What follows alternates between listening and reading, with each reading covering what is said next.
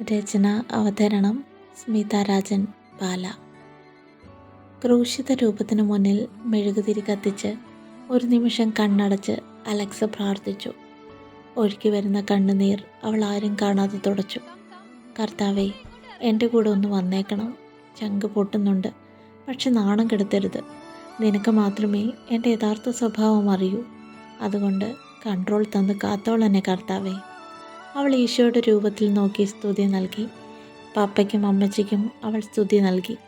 രണ്ടുപേരും അവളെ കെട്ടിപ്പിടിച്ച് ഉമ്മ കൊടുത്തു. ബാഗെല്ലാം വെച്ചോ പപ്പ? വച്ചു. എന്നാലും നീയൊന്ന് നോക്കിക്കേ, പാസ്പോർട്ട്, ടിക്കറ്റ് എല്ലാം എടുത്തോ? അമ്മച്ചി ചോദിച്ചു. അത് ചോദിക്കുമ്പോൾ അമ്മച്ചിയുടെ കണ്ണുകൾ നിറഞ്ഞൊഴുകുന്നുണ്ടായിരുന്നു. അവൾ വേഗം പോയി കാറിലേക്ക് കയറി. അവർ വരുമ്പോൾ പറഞ്ഞേക്ക് ഞാൻ പോയെന്ന് അവൾ അമ്മയോട് പറഞ്ഞു. ജെയിംസ് വേഗം ഡ്രൈവിംഗ് സീറ്റിലേക്ക് കയറി. അലക്സ അമ്മച്ചിയെ നോക്കി കൈവീശി കാണിച്ചു. എത്ര പെട്ടെന്നല്ലേ പപ്പ 1 മാസം പോയത്? അതെ അതെ, ഞാൻ ഇന്നലെ വന്ന് നിന്നെ കൂട്ടിക്കൊണ്ട് വന്നതുപോലെ തോന്നുന്നു. 1 മാസം മുമ്പ് ഞാൻ പാക്കിംഗ് തുടങ്ങിയിരുന്നു. എത്ര പ്രാവശ്യം അടുക്കി പിറക്കി. എന്തൊക്കെ വാങ്ങിയിട്ടും ഒരു തൃപ്തിയില്ലായിരുന്നു. വീണ്ടും വീണ്ടും ഓരോന്ന് വാങ്ങിക്കൊണ്ടിരുന്നു. വരുന്നതിൻ്റെ തലേ ദിവസം എനിക്ക് ഉറക്കമില്ലായിരുന്നു. എല്ലാം ശുഭം. ഇനി 1 വർഷം കഴിയണം എൻ്റെ അമ്മച്ചി ഒന്ന് കാണണമെങ്കിൽ. ഓഹോ, അപ്പോൾ നിനക്ക് ഞങ്ങളെ ഒന്നും കാണണ്ട. ഓ, കാണാനുള്ള ഇഷ്ടം കൊണ്ടാണല്ലോ രാവിലെ ഏട്ടനും അവളുമാരും പോയത്. അതെപ്പോഴും അങ്ങനെ തന്നെയാണല്ലോ. അവർക്ക് സങ്കടമാണ് നീ പോകുന്നത് കാണാൻ. അതുകൊണ്ട് അവർ പള്ളിയിലേക്ക് പോകും. പപ്പ കുറച്ച് പതുക്കെ ഓടിക്ക്, എൻ്റെ തല വേദനിക്കുന്നു.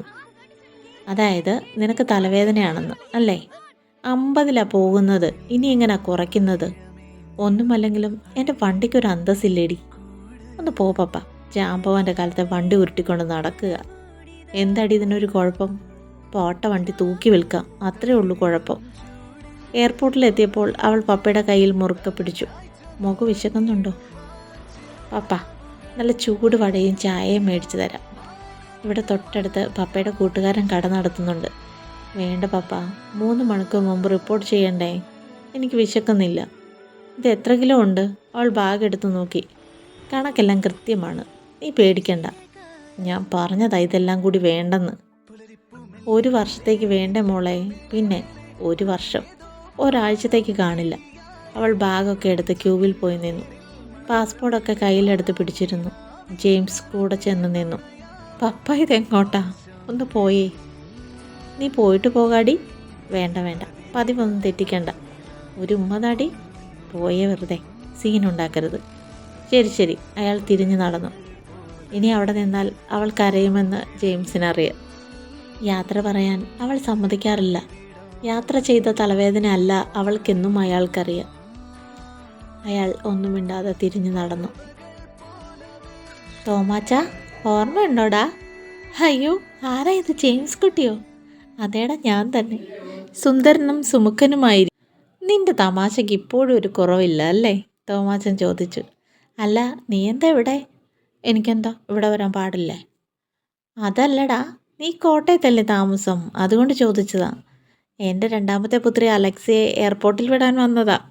തോമാച്ച, വിശേഷങ്ങളൊക്കെ പറയടാ. സലോമി, നീ കുടിക്കാൻ എന്തെങ്കിലും കൊണ്ടുവാ. തോമാച്ചൻ അകത്തേക്ക് നോക്കി വിളിച്ചു പറഞ്ഞു.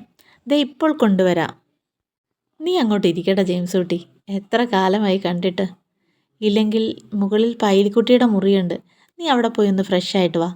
അവിടെ എല്ലാ സൗകര്യവും ഉണ്ട്. യാത്ര ചെയ്ത് മടുത്തതല്ലേ. സലോമി, ആ താക്കൽ കൂടി എടുത്തോണ്ട് വാ. വരുന്നു വെച്ചായ. അലക്സ ഫ്ലൈറ്റിൽ കയറിയപ്പോൾ 11 മണിയായി. അവൾ സീറ്റ് കണ്ടുപിടിച്ച് അതിലിരുന്നു. ബാഗ് മുകളിൽ വെച്ചു. ഇനിയൊന്ന് ഉറങ്ങണം. ഭയങ്കര തലവേദന. ടെൻഷൻ കയറുമ്പോൾ ഉള്ളതാ. പപ്പ വീട്ടിലെത്തിയോ എന്തോ? അലക്സ ഫോൺ എടുത്ത് വീട്ടിലേക്ക് വിളിച്ചു.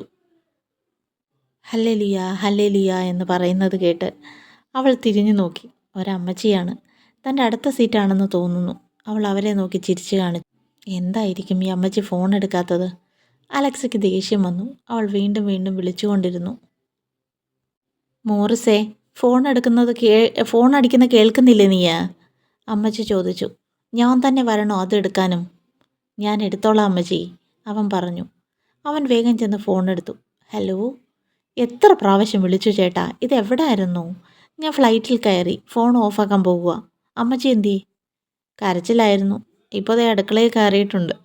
ഇന്നെല്ലാവരും പട്ടിണിയായിരിക്കുമല്ലോ. ഉപ്പും മുളകും എല്ലാം കൂട്ടിയിട്ടുണ്ടാക്കും.